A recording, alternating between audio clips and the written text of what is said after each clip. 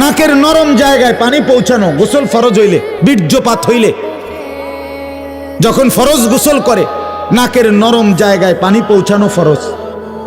ফরজ ফরজ, সুন্নত না। অজুর মধ্যে নাকে পানি দেওয়া সুন্নত, কিন্তু ফরজ গোসলের সময় নাকে পানি নরম জায়গায় পৌঁছানো কি ফরজ।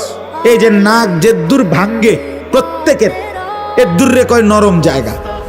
প্রত্যেকের নাক লাইরা দেখেন, নাক ভাঙ্গে যেমনি লড়ে যেমনি, এর দু একটা সীমানা আছে। এখানে পানি পৌঁছাইতে হবে।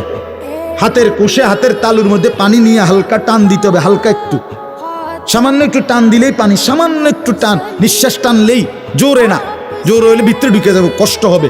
সামান্য নিঃশ্বাস টান দিলেই আপনার পানিটা এখানে চলে আসে, এরপরে ধাইরা লাইলে হয়। হ্যাঁ, এখন নাকের নরম জায়গায় পানি পৌঁছানো ফরজ। এইটা যেভাবে পৌঁছাইতে হয়, মনে করেন অসংখ্য যুবক যুবতী, পুরুষ নারী এই সমাজের যারা কোরআন শিখে নাই, দিন শিখে নাই, মাদ্রাসায় পড়ে নাই, কোনো আলেম থেকে শিখে নাই, আপনি খবর নেন, তাদের এইটা জানে না, তারা এটা পানি পৌঁছায় না। এখন যে এই নরম জায়গায় পানি পৌঁছলো না, এখন যদি এই লোক বিশ্বাস করেন বঙ্গোপসাগরেও নিয়ে যদি তারে চুবায়,